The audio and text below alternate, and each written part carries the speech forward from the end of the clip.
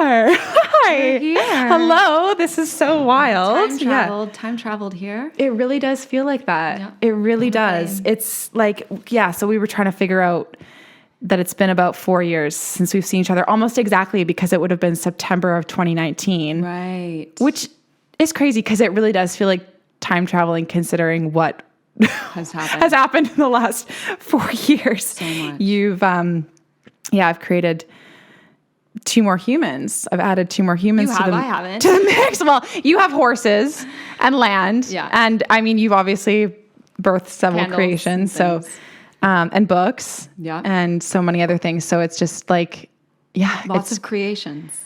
Lots of creations. And that's what we were just talking about earlier, is that like our work now is really just about creating. Mm-hmm. It's not even like work. It's just like creating what we feel called to do. So, and here we are. Hey. It's so crazy. So I read your book. Okay.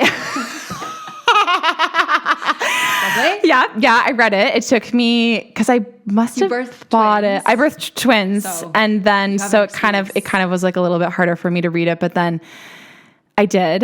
And the funny thing is that, like I was saying, I took it with me to Soyuz. I took it with me to Mexico, and then finally when we were at Anvil, actually this last summer, I was like, I need to read this book. Like I have to do it, and I finished it in 2 days. Yeah. Like it just. And was the right place to read it. It really felt like that was where it was meant to get finished. Yeah. And so, it was just, I just felt it so much. And I felt you so close to me when I was reading it. And should I have brought tissues to this? I know. Maybe. It's possible. Yeah. It's possible. But it was such a beautiful read. And like, I obviously, like, we know each other so well. Like we've known each other for, I don't even know how long now. Time is an illusion. Years, yeah. So, but it was so, interesting to read, like things that you wouldn't normally, like the deeper stuff about your friends that you don't like know about, just everything that you went to get to the place that you are in today. Oh, we've got some trucks in the background. It's all part of the fun, right? Got the Canadian maple leaf. So it's just like Canada's like, hey. Exactly. It's all part of the fun. I guess it's just so interesting because like all we hear about nowadays is like light workers, and be positive and high vibes and this and that. And I definitely, see that a lot. And so it's so interesting how through this book you were coming from the lens of the dark. Which even just as I said that, like my feet kind of curled up because it's like, it can be like triggering for people to talk about or even think about, because it's like, they don't even want to like go there or talk about it. Mm-hmm. So can you talk about like a bit about where you're at and like what brought you to this place of like, of exploring the dark and how you came to recognize it as something that we need? Okay. Very serious here. It's a hard thing to answer. Yeah. Well, in whatever way. I think that my whole life I talk about this in the book, that darkness was the main character of my whole life. I just didn't know it, right? I was always sort of like dancing with darkness, with my own darkness, my own sort of the parts of me that, it's like kind of the concept of shadow work, the more traditional mainstream area of information and psychology around shadow work. That's sort of like the invitation into learning about how we have parts of ourselves that we've disconnected from, rejected, put aside. Mm-hmm. So the realm of darkness, like in my journey of working with it and becoming connected to it and being revealed by it, it's like it's all encompassing, but it's multi-layered. It's like it's kind of like it really is about like connecting to the abyss, because darkness is sort of like the unknown, the great unknown, and it's like the great mystery. Wow. So when I think back to like when I was younger, I was always aware of spirits, you know, I was always aware of things going on. I was really sensitive and tuned in as a child, but because I had a lot of chaos around me, it was always through the lens of fear. Like I always would, you know, going to bed at night terrors, seeing and feeling things in my bedroom, constantly being afraid that of like the beings that I saw. Like I saw a lot of monster-like beings in my room. And I would have, you know, conversations. Like you would see them. I would see them. Yeah. And I would have, you know, I slept walked a lot as well. So like I would be awake, like sleeping, but walking around and having conversations. Like my mom tells me stories of how she would like wake up because she heard me talking and she'd come and I'd be like sleeping, but talking to beings in the room or in the living room, or like one time I went out the front door and like started walking like down the street. It's terrifying you with it as a mom. It's like, oh my gosh, yeah, that would be, yeah. So I was always sort of straddling the realms, right? I was like basically existing within the liminal, like not all, like there was an awareness that, I mean, it wasn't like a conscious knowing because I was a kid, but I was very much existing and interacting with other realms. But I didn't know, like I didn't really share, it was something that my parents witnessed, but it was something we ever talked about, right? So at a certain age, that intensity of feeling afraid for my family, feeling confused about the things that I was picking up on and noticing and learning about it. My understanding is that I just basically had to like shut it down because you couldn't. It was like I was living two lives basically, right? It's like I would have these internal realms and experiences, and then I would go to school and live in a normal world. The three-dimensional. Yeah. So I ended up being a very chaotic, like destructive teenager, like a lot of rebellious stuff, drinking, eating disorders, suicidal. Like I would cut myself, like just lots of different things that would come up for me to like essentially try to make sense or get out of this experience of what was being pushed down. Whoa. So that was a large part of my experience for up until I'd say my 20s. And it was a lot of like feeling all of these things, but not having anywhere to put them, and being afraid of like it would come out if I would drink, or you know, I remember like Paulina and our mutual bestie.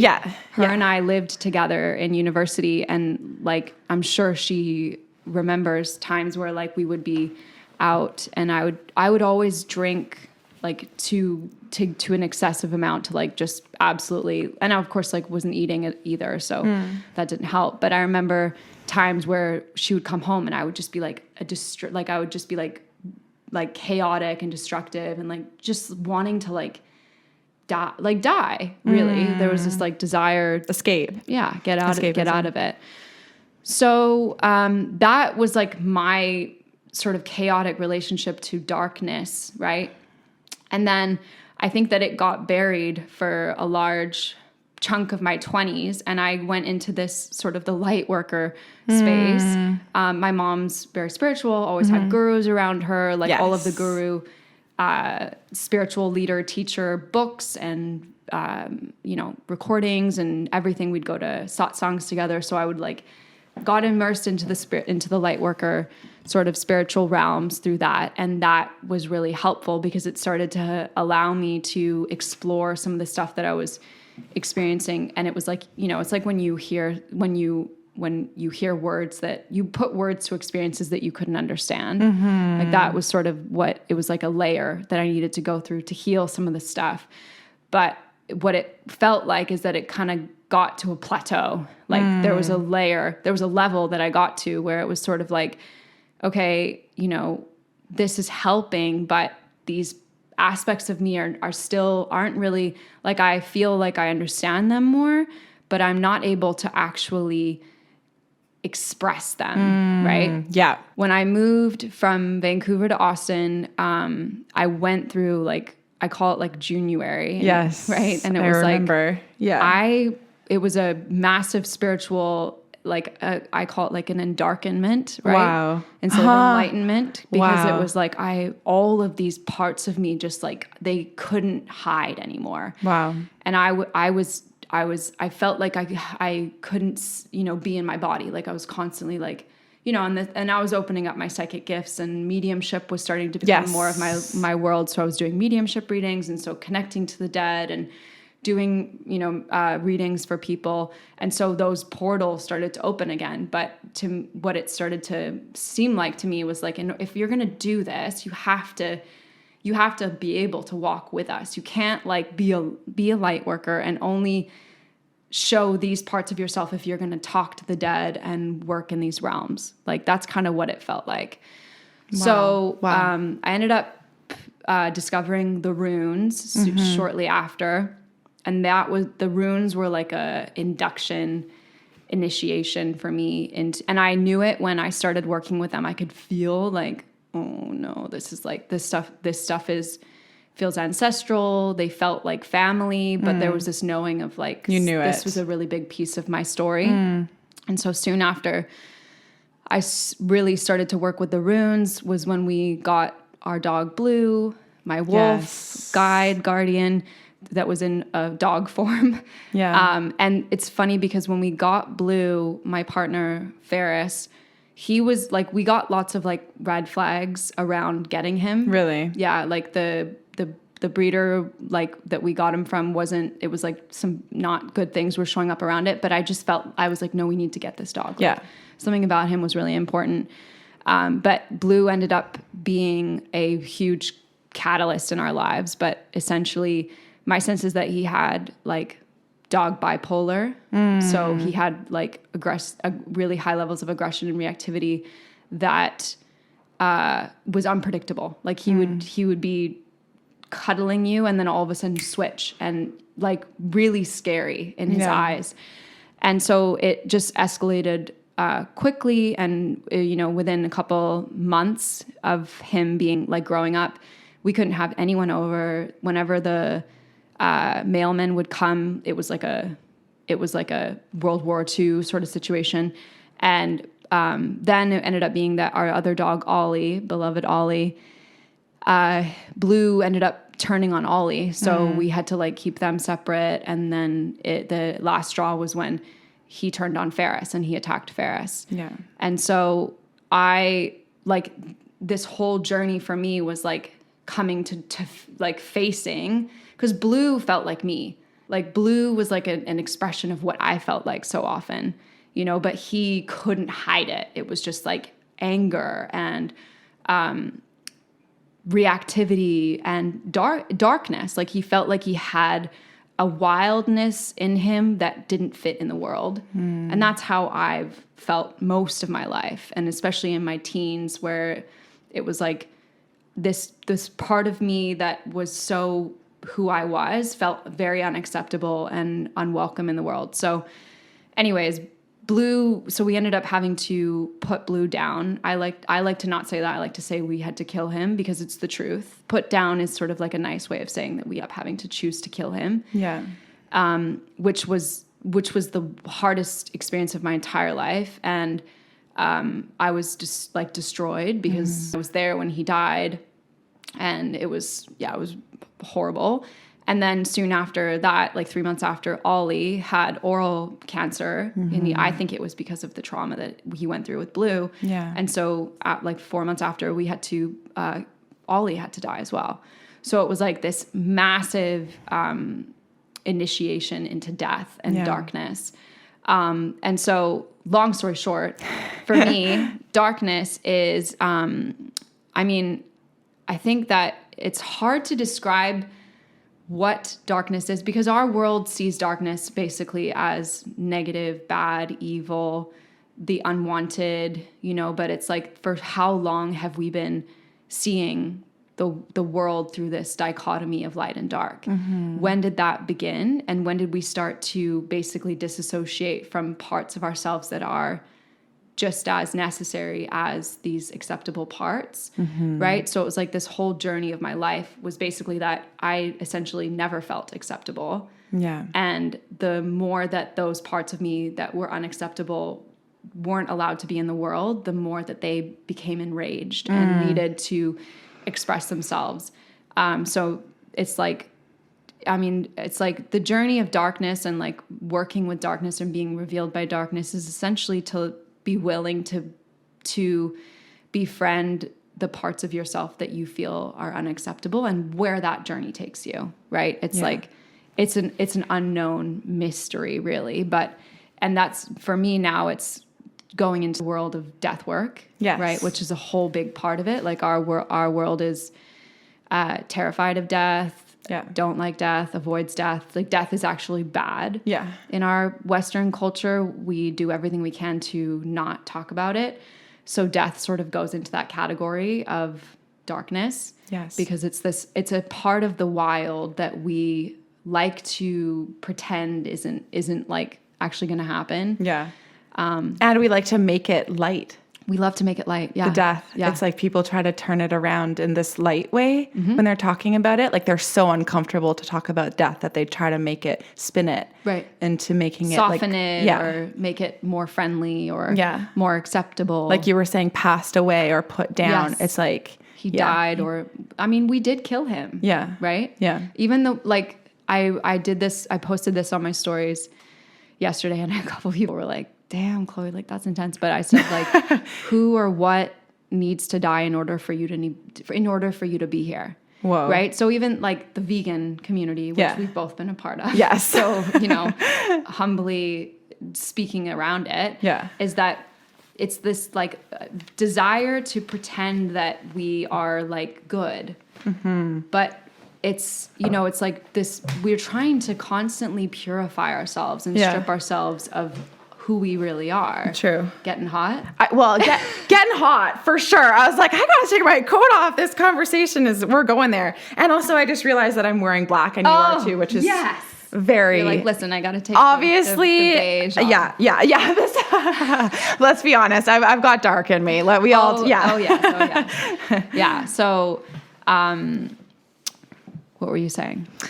We were going into the vegan community and how we always like, I know a really big part of like Matisse and I being vegan was also that like, we didn't want to be like killing the animals, but it's just that animals actually kill other animals to survive. Yeah. Well, it's an imbalance. The thing is that nature naturally balances herself. Like the laws of nature exist within nature. You see animals exist within their own inherent like hierarchy and laws of exchange. And these laws of exchange and balance have existed in human society for thousands of years. But we've been essentially like trying to bypass that. Yeah. So that we can create our own sense of balance. But when you try to control nature or make something better than or worse than, you're going to create an imbalance that essentially nature's going to need to rebalance, right?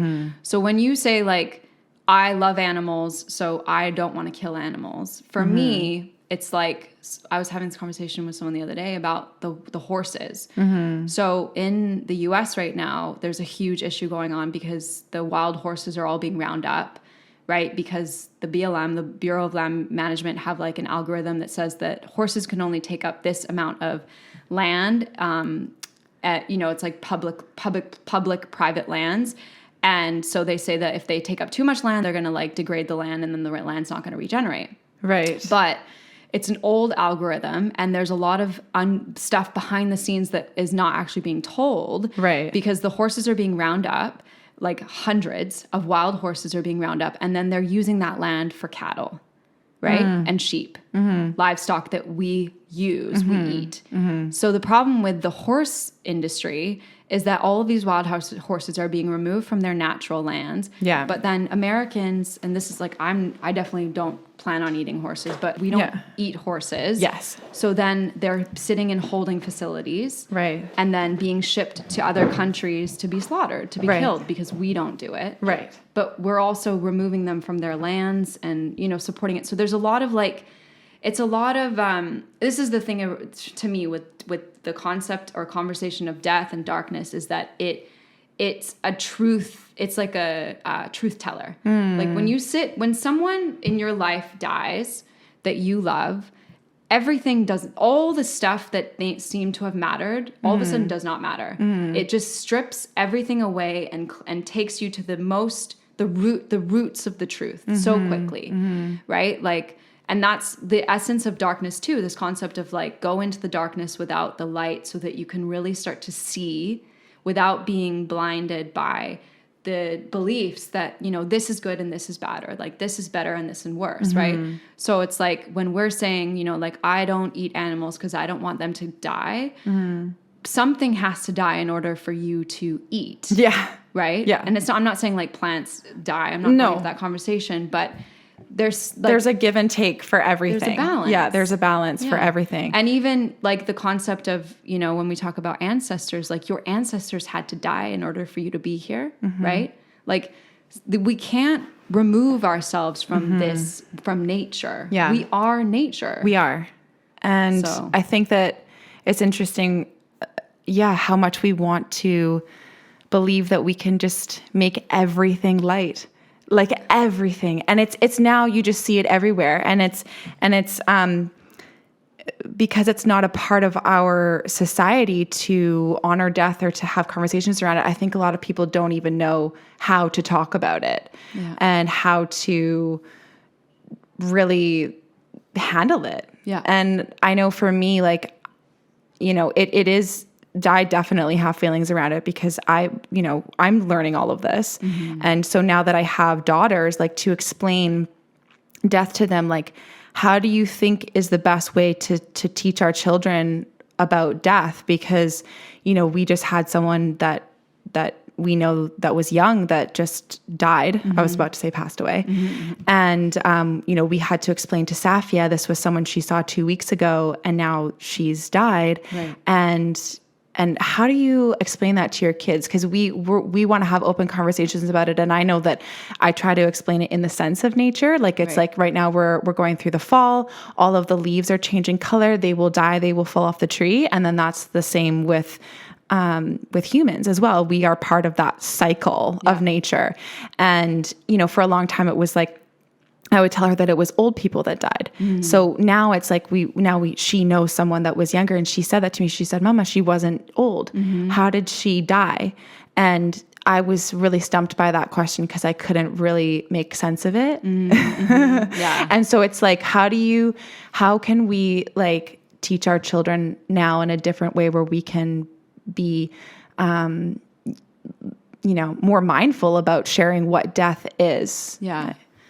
I think it's, I love how you are being with Safia around that. And I think that it's a hard question because part of it, the question begins from the place of that we live in a world that's removed from so many natural processes. Like we're, you know, isolated. There's a lot of separation. Like we don't see, you know, so for instance, I grew up in Malaysia. So in Malaysia, there's so many different cultures. There's Buddhist and Islamic and Muslim and Hindu, right? So a lot of those cultures are very much, they have their own death practices, but a lot of their death practices are very open, and there's not a lot of hiding. So in Western culture, when someone dies, it's quite hidden, right? Like the person dies, it's very quiet. Their body usually gets taken to a funeral home, and then, you know, you don't see it. You don't see it. So I would say that part of it is to begin to look at your own relationship to death, right? Because that relationship is going to be transferred to your children. And so it's like, that's where I would start. So I would start to like explore what are my own, you know, fears around death, or how do I remove myself from the like death, and how do I pretend or turn away from death, and starting to like pick and prod at that part of yourself. And then it's like you do your best in the world that you live in. Like I think a girl that I was talking to, she was talking about how when her mom died and she was younger, the dad he decided to keep the body in the house. Yes. Right. Which is connected to like our ancestral traditions. We all have ancestors. We all have ancestors who had death traditions and magical traditions. I don't care who you are, where you come from, where you are right now. That is the truth. It might not be in your immediate knowing, but somewhere back and like doing ancestor work I would say is a really big part of like how to connect to death so that you can then connect, like, teach your children and support them in that experience as well. Right. So looking at like, who are my ancestors? What are my ancestral lands? What were their practices around death? What were their traditions around death? Like Italy, there was stuff, right? Definitely. And there, like in Italy, I think death, there's like a lot of it's like they had massive mourning practices where they would go. Like I know in Sicily, they go into caves and they yell for like 3 days. There's like, it's like wailing. And it's like, there's like almost I think in Italy it's like kind of a competition, like if the who wailed the most is like the person was really very important, Wow.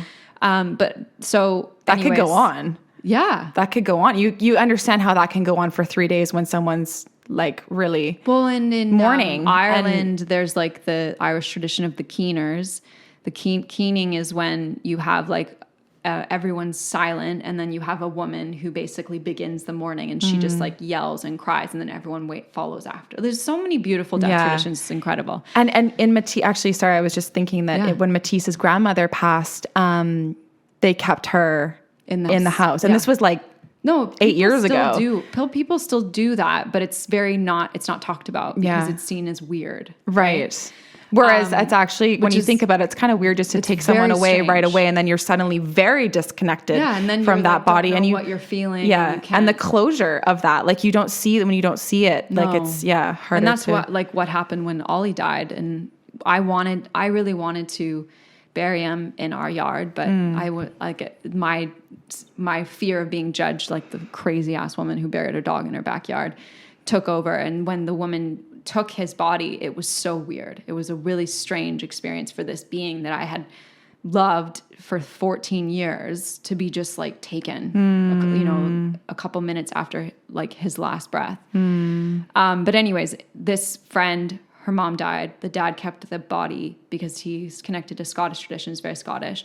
And she was maybe like a young, like, what's the word? Like older than toddler, like maybe 8 or something. Is that still a toddler?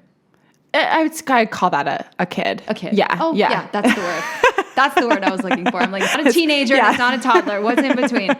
But the other 2 kids were toddlers. Okay. And so, but he allowed them to be a part of it. And each kid had their own experience, right? Like one of the kids was very much like knowing that it was her mom and was like very much sitting with her and felt very connected.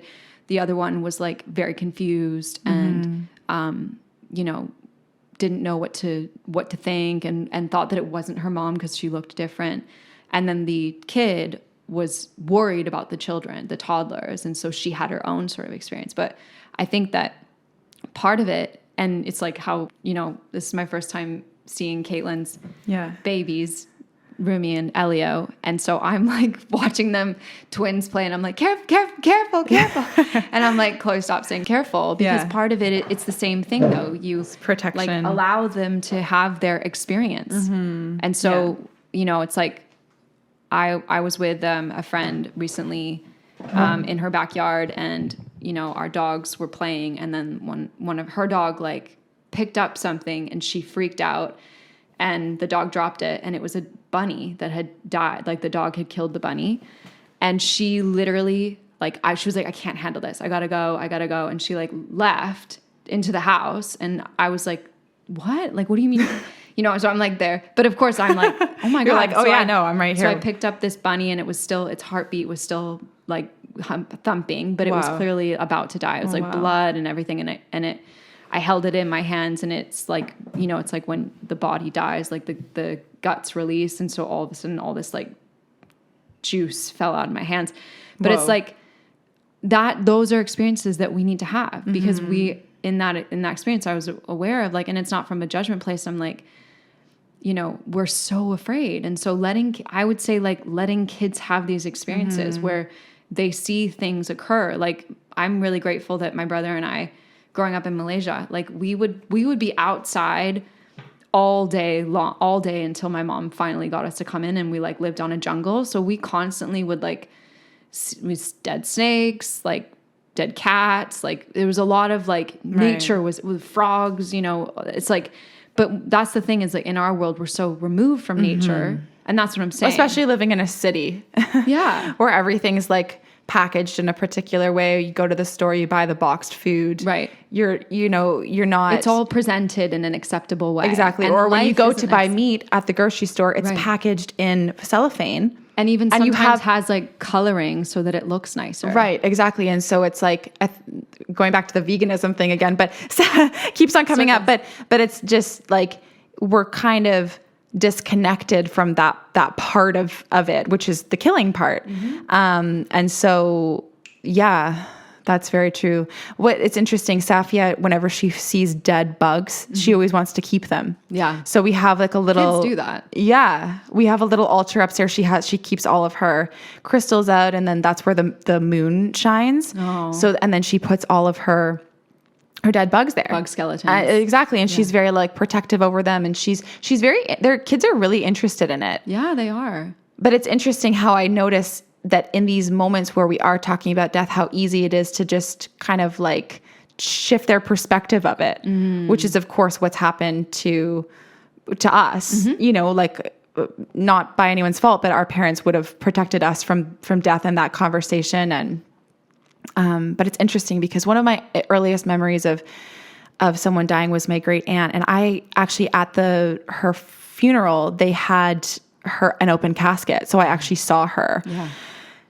And I've noticed that people haven't really done that a lot since then, because I was quite young when that happened, and it was wild to see her. And actually both my grandparents, I saw open caskets, and it definitely, I think it helps the process to see the body for sure.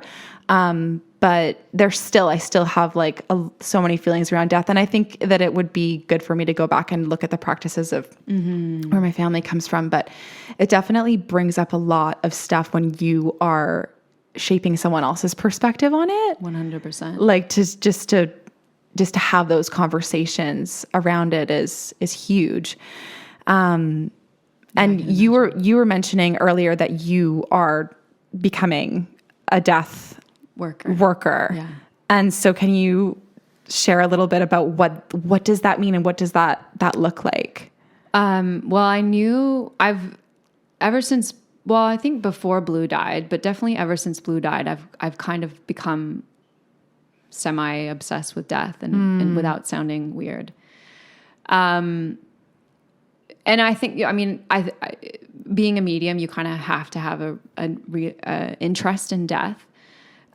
So death has drawn me in, like when I moved to Austin and realized that there's like vultures everywhere. Yeah. I was like, I remember reading that in the book. Yeah. Like you'll be especially out in the country where we are, like you'll be driving down the country road and then you just see like this huge circle of vultures, and they're black vultures because they're circling like, an animal, a dead animal. So anyways, they have their own practices. And yeah, it's even interesting to look at vultures don't kill. Like I forget what the word is for it, but they're opportunistic. Like they don't kill animals. They eat dead. Right. They eat the dead. They won't kill. Interesting. Whereas like, so this is kind of like, so people always like love hawks or eagles, right? They are killers. They kill. Right. But we like to talk about eagles. Like they're about transformation and power and seeing from higher perspective. They kill. Yeah. Right. Oh yeah. Like I remember when we would be down at the beach, at my family's cabin, and when the babies were really little, I would actually think to myself, I wonder if an eagle would just come down and swoop one up if I left the baby for too long. They like would. Really like that. Because I don't if you think about it, that they're going around, they're capturing stuff all day. So it's like, I'm pretty sure if they feel like they would, right? Yeah. Because that's what animals do. I always talk about like, it's just the thing about this topic is it can trigger people, and because it takes you to the edges of your beliefs and your belief systems. But the thing is that it's so revealing, which is why I chose that title, because if you're willing to allow yourself to sit within ambiguity and hold two opposing truths, right? Then it brings a lot forward for you to discover about who you are, where you come from, what your roots are. Yeah. Right? So it's like, yes, eagles are beautiful, majestic, powerful animals, and they also kill things, right? So it's like they are light, and it's not even about killing as dark, but it's like that they have polarity within them, and we do too. And that's the thing that is like a really important piece of that humans. I mean, I was thinking about this possibly this morning at 3 a.m. on the plane. I'm not sure, but how in school, I remember like, you know, when you learn about evolution and how like humans evolved from the ape, like this theory about, you know, I don't even know what it's called right now, but whatever it's called, like the human, we're just going to not make ourselves look stupid right now and just nod and say yes. Yes. Okay.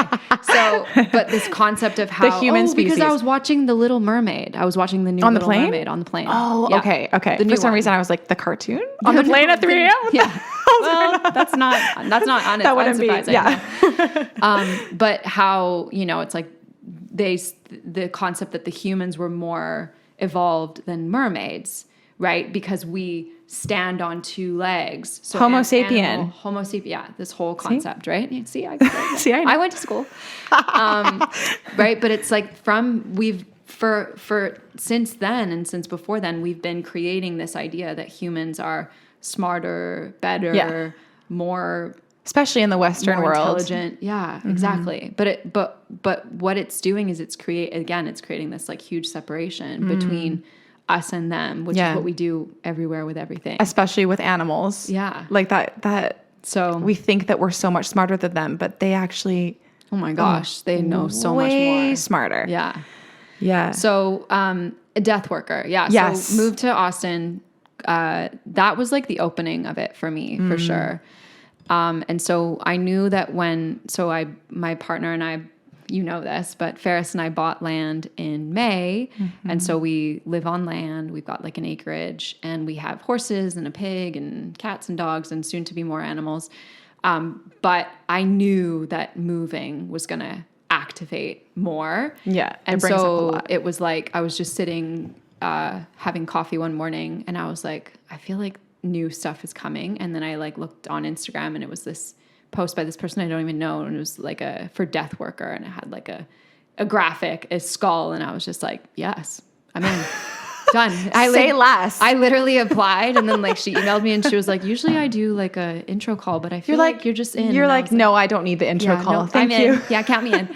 That is so you. Yeah. That's like 100% Chloe vibes. You're just like head first into whatever it is that you're into. You're like, done. Booked. Yeah. Booked, paid period, for, done. See you there. Yeah. But yeah, so it's a 6-month death worker training and the woman that's teaching it, I don't really know much about her, but she's been immersed in the world of death, I think, since she was little. Her grandmother taught her most of what she knows through her ancestral traditions. Powerful. And her brother died when they were really young, and she officiated his, so like she's just like deeply rooted in many different cultural, and she's officiated so many different death ceremonies and rituals and funerals and such. Wow. So anyway, her intention is to like really teach us to really be able to work in whatever realm of death you feel called to, whether it's like officiating funerals or supporting people in dying or supporting family members of the dead, or, for me, I don't really know where it's going to go. I sense it's going to be around animals. Like I think that the work will deepen whatever it is that I do. Since starting it, like I found a goat skull and skeleton on our land the other day, and then I found an armadillo shell. I find bones like every day. So yeah, it'll deepen your practices with death and understanding it. Yeah, wherever that may take you. Exactly. Yeah, that's wild. So obviously, of course, we often think of like, because this death worker is like a death doula. Yeah. And so when we talk about doulas, we often think about birth. Yeah. And so I wanted to talk a little bit about birth and death and how those things are so similar, because I feel like they really do go hand in hand. And I hear that a lot, but can you kind of talk a little bit about how do they go hand in hand? Well, I mean, I think that if we think about it from the perspective of when we are born, like, it just takes me back to Safia's birth. Like, the day that she was born, remember, I literally couldn't do anything that day. I remember. Like, I had to cancel all my clients, and I was like wandering around Main Street I felt like a ghost. I was like, I don't know what to do. Like, because I feel like when I met her, I felt I was like in that portal, the birth portal. I mean, you were obviously, but I feel like I also went to the birth portal to meet her. And so I was again, not in the 3D world. Yeah. And so when you are born and when you die, again, it's like what I said about like how death is like a truth. It just strips it all away and takes you to the roots of what's real and what's true. These are both the canals that take you into the liminal. They're the liminal spaces. So when you're born, you come through the birth canal and the birth realm to the physical. And when you die, you reemerge into the spiritual, your physical self, becomes part of earth. And then we go into the liminal space. So it's just, they're both portals, right? It's interesting when I look at my birth. Or out and in. Or, right. Depending on how you look at it. How you look at right, it, yeah. That's true. Where you're going. That's so true. For my birth with the twins, it was interesting because it was like I went to a dark place during that birth. Like I did not want to be in a brightly lit room surrounded by a bunch of people where I felt like I was going to have to entertain them be someone that I wasn't for that birth. Like I knew very much midway through that pregnancy that I needed to go to a really dark place. And even to prepare for that birth, it was less about me being like, oh, well, I have to, I don't know, exercise this or eat that. Or it was more about me actually like stripping away and really doing the rewiring of my subconscious mind and going through really painful experiences that I've gone through and then rewiring that and changing that story, writing it out in a different way. That was how I processed it anyways. Yeah.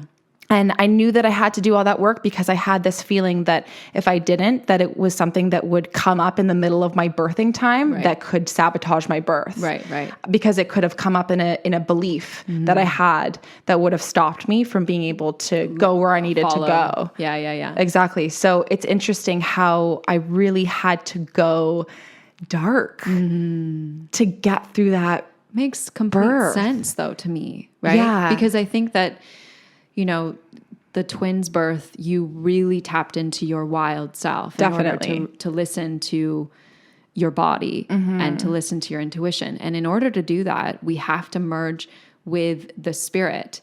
And the spirit doesn't live in light. Like, it's like this concept of whenever we feel most connected to spirit, it's at nighttime, right? Like, check in.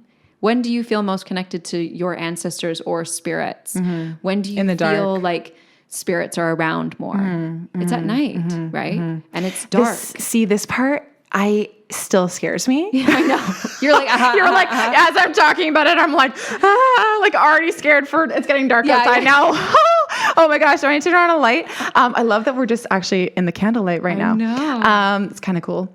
It's starting to get darker here now that the season is changing. It's getting darker earlier, and I can feel that. And I love the fall. Like I love coming down. I love the yin energy, the darker energy. I love for me. I love being in my light. Like I feel that I'm a very light person, and so it can kind of bother me. Right. When I'm in my dark, or like I think about it or I talk about it, like I'm very scared of it. And it's interesting because I was telling you that this last week I had my cycle, and it took me down, man. Like it knocked me off my feet, and I was being very judgmental of where I was going with it. Like I really felt really uninspired. I didn't feel like doing anything. All of the projects, all of the things I've been creating, I suddenly didn't feel like doing anymore.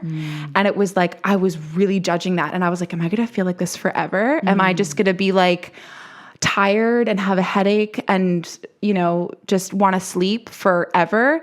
And so I was really judging that. And I was thinking about how as women, we kind of now have see our value as like connected to, you know, our self-worth is connected to our output and our productivity.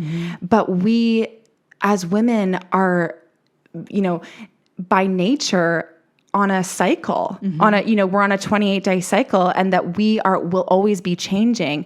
And when, you know, I kind of like stepped back and I was like, it was like by the 4th day that I was like feeling like crap, to be honest, that I was like, okay, I think I need to just surrender to this. And when I surrendered to it, and I was like, there's nowhere that I need to be. There's nothing that I need to do. Maybe I really need to just step into that feminine energy, which is to relax, to be there. And just to recognize that naturally we are creators. We are, especially as women, we are abundant by nature just by being ourselves. And that I don't have to be stepping into this like hustle energy of go, go, go, go, go. And obviously, of course, with 3 girls, I am go, go, go, like 95% of the time, except for at night. And so it was interesting how much I noticed that I was judging myself for being in that dark energy, because I am so used to telling myself, gotta be light, gotta be high vibe, gotta feel this, gotta feel that, because it feels better. It does feel better. Like for me anyways, if I feel more comfortable being in my happy, feel good energy. When I feel down, I feel like I have to apologize. Right. Like it's like, sorry, I'm feeling like crap. Sorry, I'm not more high vibe today. Sorry, I'm not like giving you the energy that you need. And so anyways, when I was able to really be like, surrender to it and be like, okay, it's all good. Like you're good. You're not going to feel like this forever. It's just a day or a day or two. And then, you know, it took me even a couple days after that. It was really my whole cycle that I was down. And then now I'm like, okay, back to myself. I'm all good. Right. But I did learn from that I really can't judge myself for feeling that way. And again, I guess that kind of ties into like, I have to really learn how to, you know, in the darkness, learn how to become more comfortable with it. Because like at nighttime, and again, there's so many different things that are going through my mind, but going back to like what you were talking about with the kids, like Safia is scared of the dark. Yeah. Because I'm scared of the dark. Right. You know, so it's like, again, I have to learn how to be more comfortable in the dark. Like I'm very sensitive, and I know you are too. We were just talking earlier about like watching movies and right. Like I can't watch horror stuff. I can't, like, none of that stuff. Like, you know, I watched The Sixth Sense when I was like, oh God, yeah, 9. Yeah. And it still is something when I go to the washroom at night. I'm like, no, I can't look out the door. Well, like something's going to be there, right? Your fears spank bang. Right. You know, literally. Your fear brings that stuff up. It does. It really does. And so, and I have been, and it's interesting, since I read your book, I've been more aware of it. Yeah. And I'm like, I've even spoken to Matisse about it. I'm like, I need to become more comfortable with that dark part, that dark side, and be okay with it, you know, so that I'm not passing this on to the girls where they're like, the dark and blah, blah, blah. Even though I never even communicated my fear of the dark to them, it still naturally ends up getting passed on to them. And then last night, Safia actually had her bunny with her, and she was going to sleep. And she said, I'm not going to have any bad dreams tonight because I have Bunny with me. Aww. And I was like, I just said, well, you know what? Even if you do have bad dreams, it's okay. It's okay. Yeah. You know, and I initially, my instinct would have been to be like, don't worry, you're not going to have bad dreams. It's okay. Right. It's okay. It doesn't happen or whatever. Right. But I really was like, no. Yeah. You might have a bad dream. Yeah. And you have bad dreams. Yes. And even the bad dreams. Right. It's under everywhere. This. It's in a category of. It's poisonous in the way that we have identified and labeled the good and the bad, the light the things and the dark. that we want and the things that we don't want. Right. So just becoming comfortable with it. Like, how would you say, like, what's the best way to befriend the dark? To befriend the dark? Yeah. That's really. I think that it's not a it's not a quick fix, right? Because it's something that is not just from this generation. So it involves a journey. You have to, in order to befriend the dark, you have to invite the dark into your life. And that is, it's personal and it's familial, it's ancestral. But part of it really is about, it is about belief systems, in that it's not even about like, because there's layers of noticing your relationship with something in your life and how that, like where the edges are of that, right? So you prefer when you're your light, bubbly self. Even that sort of separation of when you're not being light and bubbly and you are, that's how you're inherently like acting out that belief system, right? So it's kind of like, even that needs to, like, I would say practicing not separating those pieces. And so it's like, what's different? What's the difference between Caitlin when she's light and bubbly and fun and joyous versus when she's quiet and still and more introverted? Right. That makes me feel emotional. And like, what's the difference in the value that you bring in those two pieces? And how can you sit with the parts of you, and like, not even sit with the parts of you, but like acknowledge that the silent, still Caitlin is the Caitlin who birthed those twins up there. Still powerful and fucking powerful. Still powerful. Right? Like you weren't like, okay, babies, come on, high vibe. No, I was like, screaming, swearing, yelling, hitting, banging things. Like actually told my doula and Matisse that I thought I was going to die. I believe it. I said, I think I'm dying. Yeah, because and they both smiled at me. Yeah, and I was, you were. I was, and that's. But that's the thing about like, you know, it's like allowing yourself to. That's what I'm saying about like getting to the deeper pieces of the truth. Like we all have our conditioning. Yeah. That sort of keeps us in the puppeting of not being within our sovereignty, right? But that's a part of it, because it's like the way that we separate ourselves in our daily life. So even within this, like, and we use different forms of thought to make sense of it. The different ways that we use like thought spaces, or ways of thinking to familiarize ourselves with things that are unfamiliar, right? So when I was talking about how when I started to go to satsangs and go to sit with gurus and spiritual teachers, and like what they were saying was like putting words to my experience. That was a layer of me being able to begin to understand things that I couldn't understand, right? And it's like how it's like consciousness and evolution. Something becomes truth until it is no longer truth, right? So it's like you see a lot of people now are talking about women's cycles and the different stages of the cycles, which is really beautiful because it's something that hasn't been talked about, which is crazy, right? It's stupid, but it is what it is. Yeah. But then the key is to like take that understanding and then allow it to continue to grow. Don't just stay there in that place, and this is kind of what we do as humans. We like, attach to astrology, and it's like, well, I'm in this soon, my sun and this thing, moon and blah, blah, blah. Or like, I'm an Enneagram this, and so that's who I am. It's not who you are. It's like a placeholder for you to begin to understand something that is actually impossible for you to fully understand. Because so much of us is in another realm from a different place, Definitely. So, there's thousands of different factors that make you who you are. Exactly. It's not just like, oh, and you're a Cancer, therefore you, this is what you're going to be like. And yeah, it's ways to like grip, like hook into understanding, which is what we like to do as humans. Yes. Right? We want to know. We love it. Yes. But so what I would say to your question, see if you can play around with like noticing the ways that you separate the light and the dark, and how can you merge them, or how can you maybe give more recognition to the dark parts of you, right? And like maybe even invite her forward more in spaces that you feel like she's not invited or allowed to be, right? Scary. Yeah. Scary stuff. It's so part of it, it's like my rune teacher, Ingrid Kincaid, who's just like amazing on every level. She's like covered in tattoos, drinks Scotch whiskey, fucking rides a Harley Davidson. I love it. She's like 70 something years old. But she always talks about how, like saying the things that you're afraid of. Like I told you about the margarita thing. Yeah. She was like, you should have said,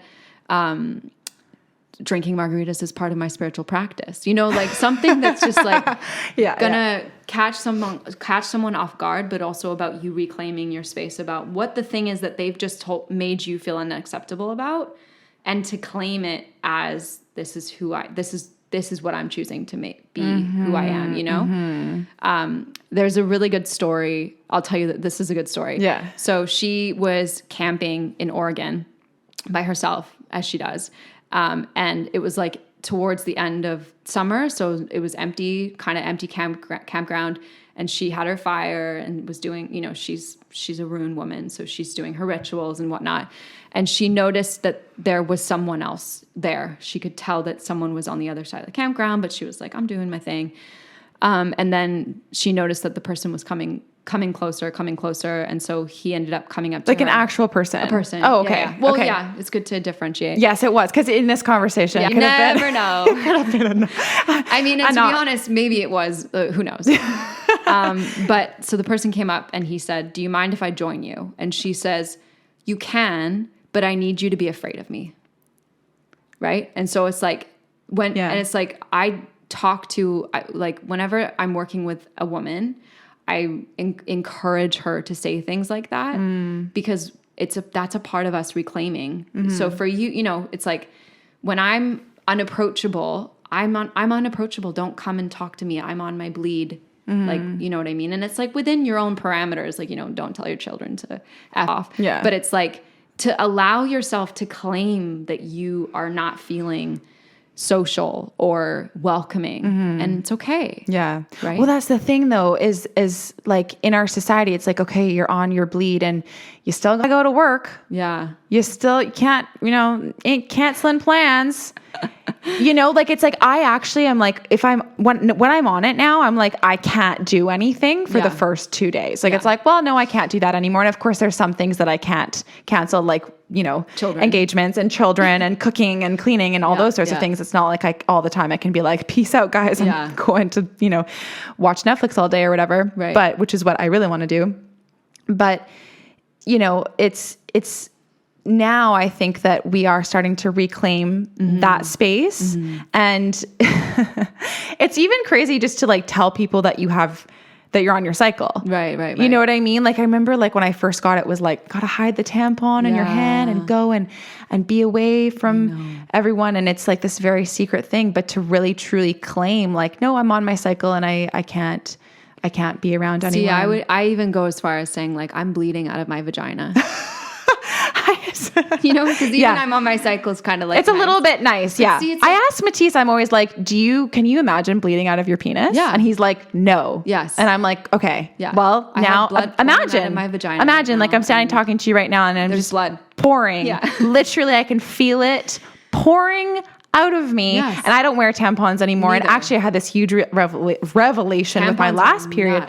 Nuts. Not so. Never again. No, hell no. But also because I've been wearing like a Diva cup for the last few years. Listen, I'm done. Yeah. This last time I actually didn't have that much cramping. It was more like my energy was really down. Yeah. But the second that I put the Diva cup in, I started to cramp. Yeah. And I said to Matisse, I said, you know what? I don't think anything is supposed to actually be in there. Yeah. I'm stopping the movement. I'm stopping the current, the flow and the current of it.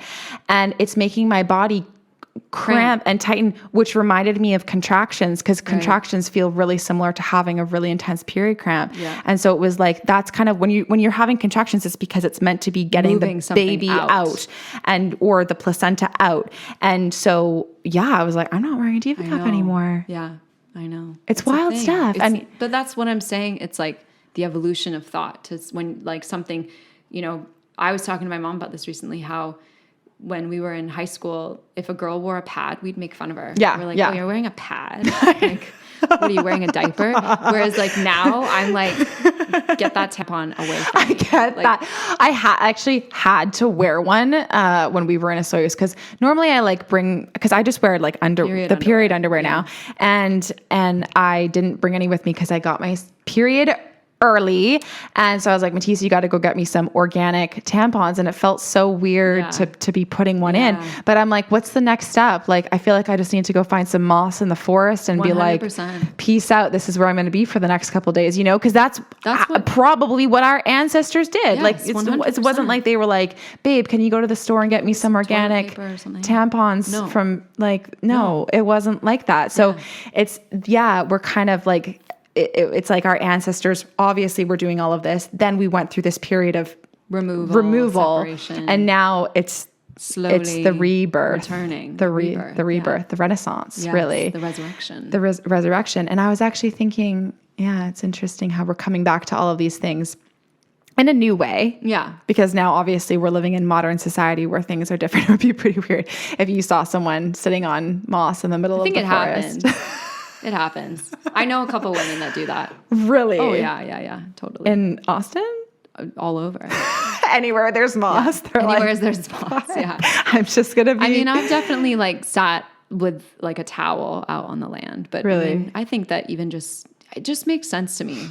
My thing is my dog is like, blood. Would be... yummy. Yeah. So that's the only thing. But yeah. It's interesting. I actually, now that we're talking about this, when I was reading your book, I was on my cycle, my period, my bleed. What do we even it's so funny, these names that we give it. Yeah. But I was at my family's cabin, and I was reading the book, and I read about you putting your blood on pouring it out. Yeah. And so that night I poured my blood out in front of our cabin. I love that. Yeah. And it was right before the full moon. Mm-hmm. So I was like, we weren't going to be there for it, it's to be completely full, but I was like, I'm going to do it tonight. And that night we had a mink that came. Yeah. And it came because my dad, also my dad had left a salmon that he had caught. That's probably on the deck. But I was like, okay, the night that we've never had a mink on our deck that I've note of. Mm-hmm. And suddenly I leave my blood out front that connects to the beach where the mink live. Right. And suddenly this mink has now come up to our cabin, took the salmon head. I love it. And, I felt like I kind of led a little bit of a path. That's fine. But it was interesting. I have our cameras at our ranch. Yeah. And I was telling Ferris last night, how at nighttime there's so many animals that come because it's what they do, right? They come to check. It's we've got a pair of raccoons, an armadillo, a possum, a fox. I think there's a bobcat, cats. I mean, it's the whole neighborhood of the nocturnal animals that come out at night. It's nuts. It's so cool, but that's what they do, right? Yeah. Yeah. I guess they come out when there's no one around. Yeah. That's interesting. That's so wild. That is truly wild. Yeah, they sleep in the day and they live at night, right? I was even talking to a friend about this because horses don't sleep at night, right? It's sort of this, people think that animals, dogs do and whatever, but horses generally usually don't sleep at night because they don't sleep for long periods because they're animals of prey. So they'll rest and then, forage and walk around. But at night, especially in Texas during the summer, but it cools down. So horses are generally they're walking around and they're doing things at night. So she was saying how she always, when she would go to bed, she'd say goodnight, tucking her horse in. And all the time her horse is you moron, I'm not going to bed. Yeah, it's I'm just getting started. I'm just getting my day. I'm just getting my day started here. So, joke's on you. But yeah, it's so funny how I wonder why humans sleep at night though. I don't think we always did because when you look at babies, when you look at a newborn, they don't sleep very much. Right. They're up during the night and a lot of humans will be upset about that because they're my baby's not sleeping. There's something wrong with them. What's going on? And I always say that's biologically normal that your babies are waking up in the night because probably they need to eat. They need to eat. And they were also, when we used to be out in the wild, were prey. Yeah, yeah. So they is as protection, like the mother wakes as well. Like whenever I've had it with newborns, it's always like my body doesn't want to sleep because I'm probably like trying to protect my baby. And so it's interesting how, we're the light and the dark goes into, because it goes everywhere. It trickles into every single part of how we live. Yeah. In how we are constantly making that like the night or dark or whatever wrong or bad. Right. So it's so interesting. It really is. It's such a powerful invitation. I mean, like, I think the biggest way to begin, and I talk about it in the book, is just to start to pay attention to your language and the way that you often will use any sort of like word that relates to darkness in a derogatory, negative, or less than way.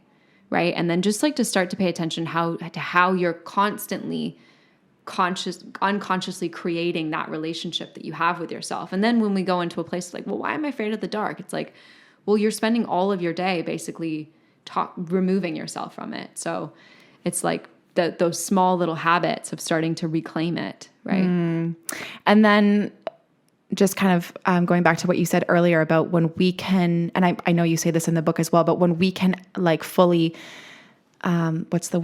embrace our darkness, then that's when we can fully embrace our light as well, right? Yeah. Like it's to both. Actually access both more deeply. Yeah. Which is, I mean, it's like, I would say I'm a very light person. Yeah. I think, I think that the way that I'm developed, like I tend to bring a lot of energy to people. It's why I'm good at what I do. 'Cause people come to me for stuff and I help them to see things differently, but I also bring a lot of energy. So they always end up feeling supported and loved and seen, right? So the way that I present is very light, but the more that I exist within darkness and the more that I reclaim that, the deeper my capacity is to go to the light, but also not, because of course it's like the pendulum. Like if you go, it's like that old pirate ship ride at like a theme park where it goes like, right? So like as the momentum goes higher up here, you go further along here. Yeah. Right. But if you just stay like here, then you're not gonna go far that way. Yeah. So that's the spectrum of light and dark is they exist together. Yeah. Right. So it's like the more you can lean into, like, that's why I love contrast. I know that contrast is the greatest teacher in our world, because when we experience contrast, we always have the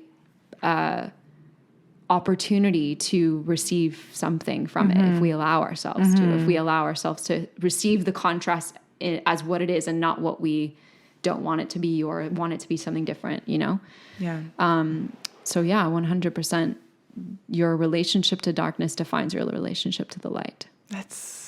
It's wild because it's definitely, we have been so conditioned to just see the one side. Yeah. And we really, really need both to be full. Yeah. Just like when you look at a day, there's the daytime and then there's the nighttime. Yeah. And imagine if it was day all the time. No, you'd be absolutely nuts. We would be. Well, I mean, in Scandinavia, right? Yeah. Like in the summers when it's really light, like people use blackout curtains because they need to be able to sleep. And so they have that dark. And, I follow, Joni Yinton. Do you follow her on Instagram? I don't think so. She's amazing. She's this Swedish creator, but she does like videography. I mean, she does many different things, but she does YouTube videos, and she shows how I think it's like the early summer, she gets terrible headaches because the light is so blinding because it's still snow on the ground. And so it's really white, and the light, she gets like seasonal migraines from the sun. No kidding. Because it's in Sweden, you have like periods of intense darkness. Yeah.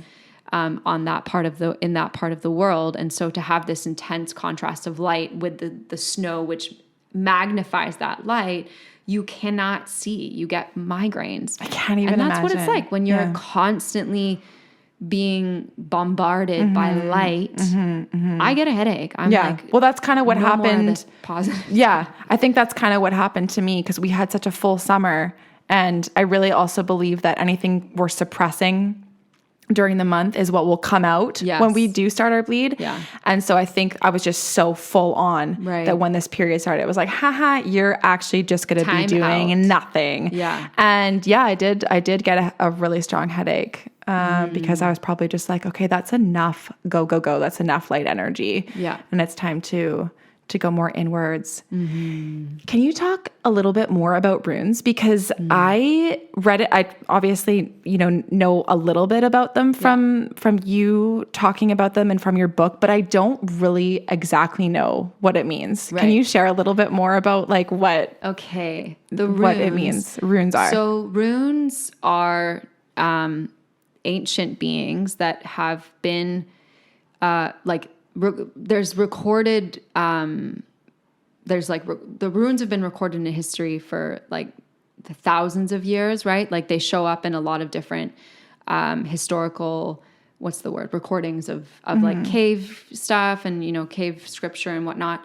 But the runes traditionally are known they're known now basically through the Viking, like the explosion of popularity around the Viking people and the Viking times. But so runes, the way that I understand runes, they are beings that are represented through, signatures or symbols, right? So we know the runes, like they're seen as sometimes like an alphabet. They're seen as tools of divination. There's many ways that people understand runes. And I think that they've changed and evolved and sort of like shapeshifted over time. But the way that I really resonated with learning about the runes is that they're beings first. They're not like tools of divination. They're beings that you're connecting to. And that they have existed since the beginning of time. Like if you go into Nordic mythology, you'll see that like the stories of the runes start when the beginning of the world started. So it's like, when did they begin? We don't know. And a lot of the popular stories about the runes connect back to Odin, who's great Odin, the god. And he reached into, like he hung himself on the tree to reach to access deeper wisdom, basically sacrifice himself for the world. And he reached into a well and he grabbed the runes. And so a lot of people call the runes Odin's runes. But there's other people that talk about how the runes were in the well before Odin grabbed them. So they're not his runes. They are their own. They're their own selves. But even within the realm of the runes, there is the light and dark sort of conversation existing, because there's like different runes based on different ideologies. And those are like the main runes that people use. There's also the Jotun, which are like the giants. They're often forgotten, which is like the giants are like the dark beings, right? And so that creates a set of 33, but there's 33. Also 33. Oh, wow. That's my numbers. Oh, there you go. Yeah. Yeah. But the runes to me I see them as beings. So I work, and whenever someone begins to work with them through me, there is sort of this like initiation that you almost begin to experience, because they start to communicate with you and you can just feel that they're not to be messed with. They are impersonal, right? So they very much feel like nature. They're not like I would say they don't care about you. They don't care about what you think or what you feel about them. So there's an impersonal essence of who they are that really comes through in if you allow yourself to really work with them in that way, right? Right. So it's not like they're a guide. I wouldn't say they're a guide. No. They're more like they're there, and you can go to them for you can information. Work with them, but they're not there. They're not there to like guide you on your path, because they think that you're special, right? They are who they are. And that's, I would say that nature is the same. Oh, this is what I was going to say earlier, is like sometimes a way to begin to think about this concept of nature being ambiguous or impersonal, which we connect to, is like if a tornado comes to town, tornado's not going to go to each house and go, well, they meditate every day, so I'm not going to knock that. And they do yoga every day, and they're vegan, and they go to church, and they believe in God. Yeah, nature doesn't care about that. She didn't cut him off in traffic. No, nature's just going to go and she's going to rip up houses and kill and destroy. Yeah. Because that's that's what nature does, right? She nurtures and she kills, and that's the balance of life. And so the runes are the same, which is why I think when I started working with them, it was like a intense wake up call, because it was like this wisdom that I could touch, but I wasn't like living it, I guess. And so the more you work with the runes, the more you begin to, in a way, become impersonal, not in a bad way, but in a way of like, you know, returning to this wisdom that we all have within us. That it's like, one of my teachers just posted on Instagram that she doesn't, and I've been thinking this forever, but I haven't, you know, I'm not like the person that posts the story things like this, teaching things. That's not my way. Right. But she wrote about how she's like, I don't support trigger warnings. I absolutely don't support trigger warnings. Oh, no, neither. Because why are we, and it's like my rune teacher would say, like, we are being taught to eat baby food. We're being taught to eat without teeth, like that we're weak and we can't handle. Yeah. And it's like, you know, trigger warnings are like, be careful, you know, what's coming next might upset you. Yeah. And that people, life. And life's not going to give you a trigger warning. No. Like, and that we aren't like ready for that, or that we can't handle it. Yeah. And it's like, but that's again, like that's the light dark conversation. So for sure. I don't even talk to my kids like that. No. Like, I mean, it's hard because it's something that we've all been indoctrinated into. So it's like having, again, like the stuff that I say might trigger you. Yeah. Yeah. Trigger warning. Yeah. But it's like, it's just like to allow yourself to sit within that space and be present to what is it about me that feels upset about that? Or why does that ignite something? Like, that's the point, right? Like these contrast wakes something up in us. So, and the runes are the embodiment of that, because their wisdom is deeply ancient. Their teachings that they that they live within is, and I do see them as like they're beings that are still in existence, just within their own realm. So they're amazing. So wild. Yeah. Wow. That's super cool and so powerful. Wow. I feel like I need to get to know them a little bit more, because I feel like I would be super into what they're about. Anyways, I just wanted to say this has been such a full circle moment, because I was on your podcast right after Safia was born, and Safia was actually on the podcast too. And so Safia is here with us. And so it's just, it feels like, and also that was your last podcast episode. Was it my last one? Yeah. I think it might have been. And I remember for so long I was bugging you. I was like, I want to come on your podcast. And you were like, what do you want to talk about? And I was like, motherhood. And here I am now, you know, three children later, my life is so dedicated to motherhood. And I'm just so grateful to have you here. And I love you so much. You are an absolute sister to me. And just thank you so much for bringing, you know, your light and dark to this world, because it is so needed. And I love you so much, and I cherish you so much. What are these products? Okay, and where can people find you and see what you're all about, and your book as well? Where can they get this stuff from? So I love you too. You're my sister as well. And I love you too, Safia. We love you, Saf. Yay. And so book, candles, sprays can all be found on my shop, nightwinggoods.com. Yeah. You can also find it on channelbychloe.com, and it links over. But that's a shop that I started a year ago. It's connecting ancestral threads to modern day mystical practices. So we have spell candles, and this is the what you're holding is Witch's Brew. It's a homemade Florida water that I make myself. Everything is about like inspiring you to connect more to the dark within you, your own inner magic, and to just like allow yourself to play in the realms of magic and mystery, and just like providing goods that take you there and create excitement and curiosity about exploring those places. So I can really feel it. I have the Coven candle here, and it felt like home, just smelling it. And the Witch's Brew, like I honestly, like, I've smelt lots of Florida water before, and this like ignited something in me. Like, it's all so intentional, and you can just feel how much love and power goes into these products. So I'm really proud of you. Thank you. And where else can they find you on? And you find me on Instagram, Channel by Chloe, or Nightwing Goods. Those are the main places. Amazing. Really. Like, I kind of stick to website and Instagram. Amazing. Okay. Thank so you. Good. Thank you so much. Safia's singing voice. She's Adding her 2 cents of magic. That's right. Thank you. Our little witch. Okay. Witch in the making. She is, absolutely, for sure. Yeah.